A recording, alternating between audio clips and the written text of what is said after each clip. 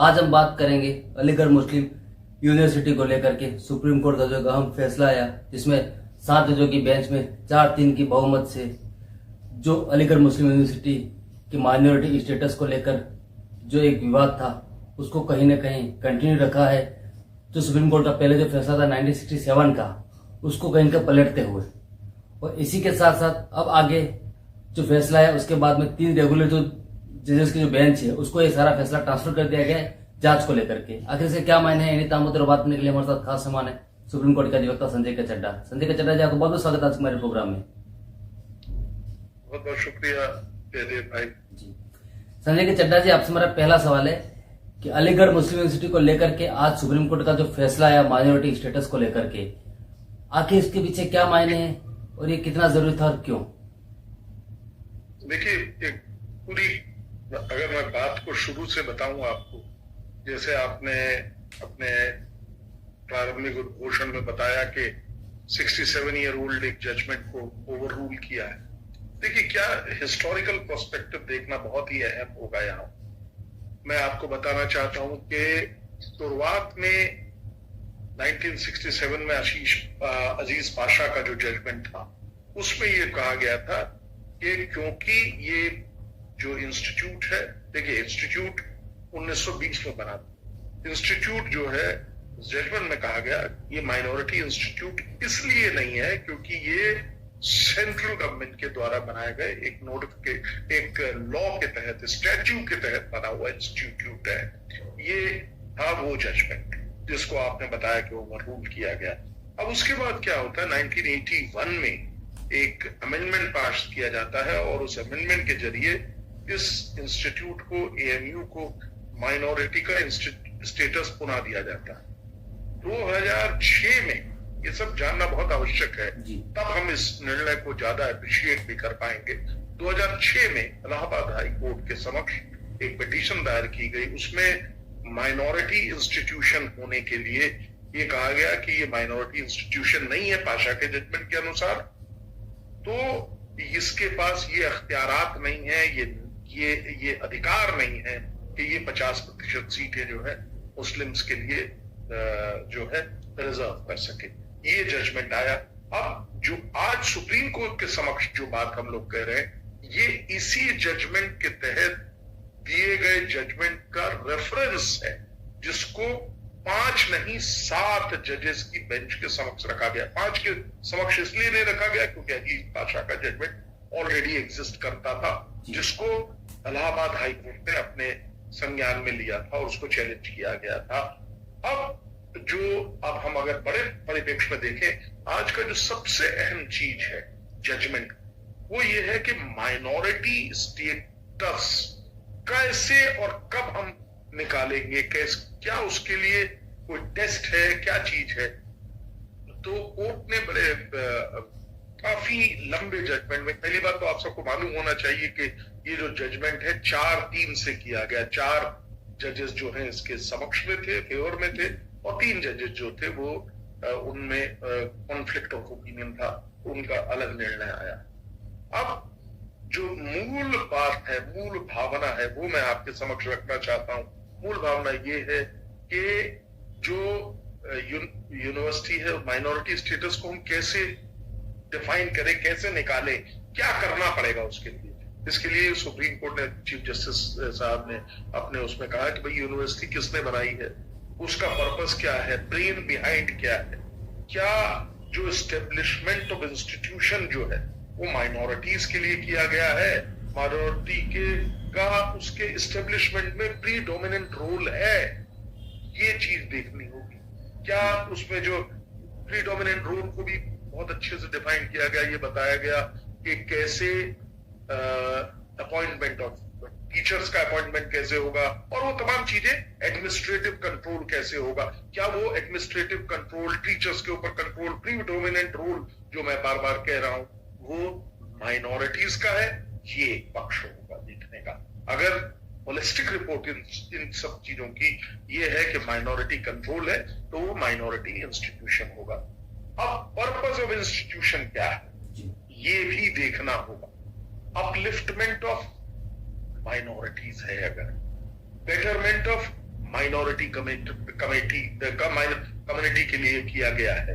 तो इस चीज में ये देखना पड़ेगा कि क्या ये इस पर्पस के लिए किया गया है, तो फिर उसको माइनॉरिटी का स्टेटस दिया जाएगा। अब उसी प्रकार से देखना होगा जो एडमिनिस्ट्रेशन है वो प्रीडोमिनेंटली माइनॉरिटी कम्युनिटी के पास है कि नहीं है, ये देखना है। मतलब जैसे कॉर्पोरेट केसेस होते हैं, उसमें हम देखते हैं लिफ्टिंग ऑफ कॉर्पोरेट वेल होती है। इस चीज को देखा जाता है कि एक्चुअल में क्या चीज है।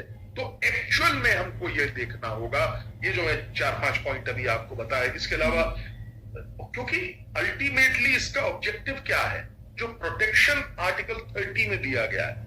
आर्टिकल 30 रिलीजियस और लिंग्विस्टिक माइनॉरिटीज को अपने इंस्टीट्यूशन को खोलने का अख्तियार देता है।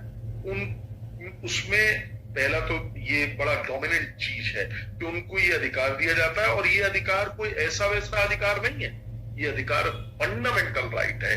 ये बहुत इंपॉर्टेंट बात है। और दूसरा, जैसे कि उसके ऊपर जो है, मैं एक एग्जांपल दे रहा हूं, अगर माइनॉरिटी इंस्टीट्यूशन है तो उसके ऊपर ST, SC, OBC का रिजर्वेशन नहीं लग सकता। बहुत चीजें ऐसी, वो लोग अपने जो माइनॉरिटीज है उनके लिए एक बड़े large number 50% seats can be reserve.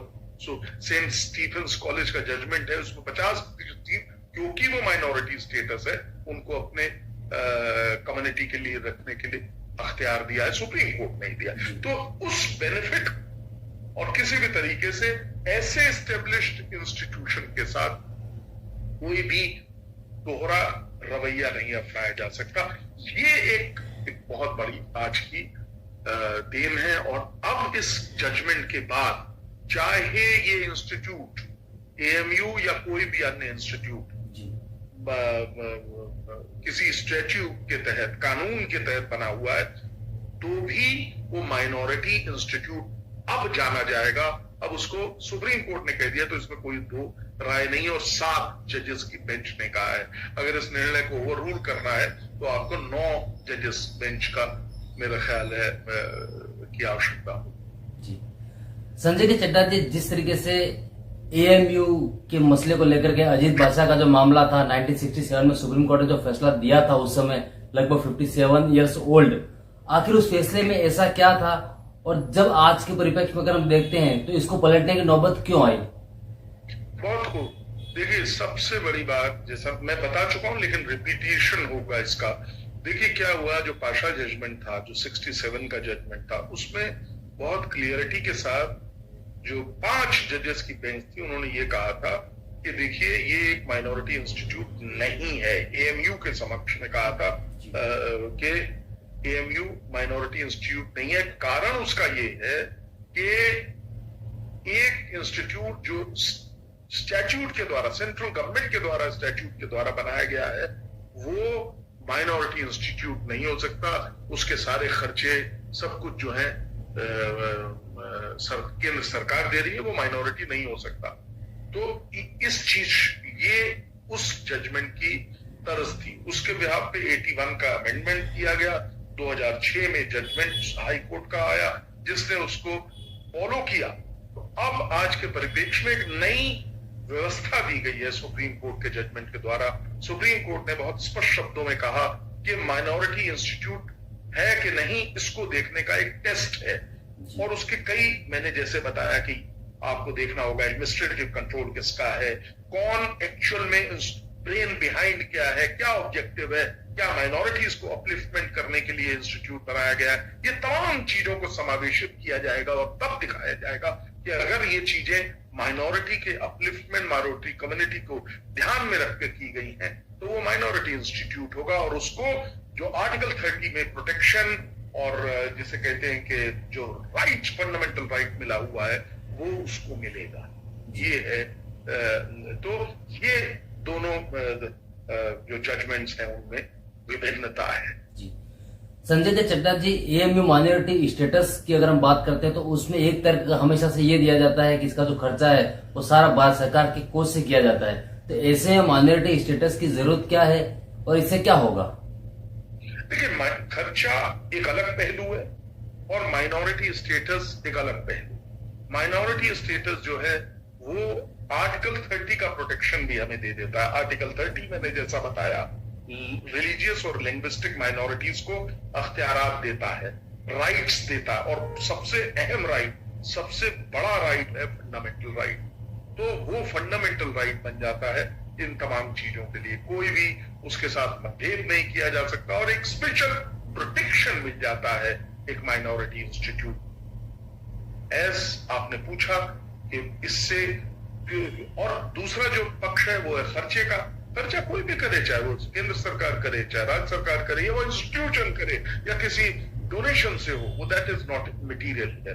Minority है या नहीं है, ये चीज सवाल थी कोर्ट के समक्ष।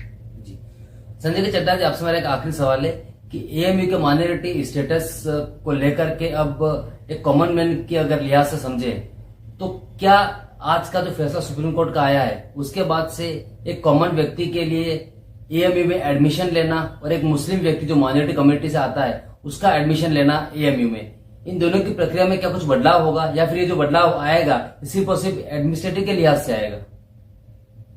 देखिए, मेरा मानना यह है कि एडमिशन की जो प्रक्रिया है वो एक एडमिनिस्ट्रेटिव वर्क है, और वो और खास तौर से एक इंस्टीट्यूशन में कैसे एडमिशन होना है इसकी एक पूरी प्रक्रिया होती है। उसका इस जजमेंट से मुझे लगता है व्रत रूप से कोई भी लेना देना नहीं है। हाँ, अगर ये जजमेंट इस तर्ज पे आया होता कि माइनॉरिटी इंस्टीट्यूट नहीं है, वहां पे ST SC OBC का रिजर्वेशन चलना है, मतलब विपरीत होता, तो उसका संभवतः कोई प्रभाव पड़ता।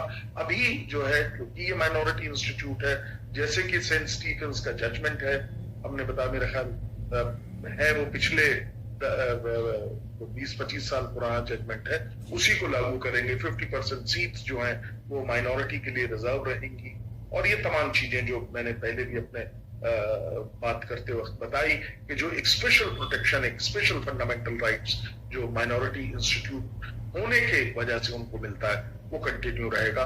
और जहां तक सवाल है किसी भी प्रकार का कोई चेंज होने का, मुझे नहीं लगता कि कोई मेजर चेंज इससे आए। आना बहुत जरूरी है। क्षमा चाहूंगा कि एएमयू के जो वहां के और इदारे हैं, वहां के और इंस्टीट्यूशंस हैं, उन सब ने इस जजमेंट का स्वागत भी किया है। जी संजय के चड्डा जी, आपने हमारे लिए समय निकाला और महत्वपूर्ण जानकारी हमारे साथ साझा करी, उसके लिए आपको बहुत बहुत धन्यवाद। धन्यवाद।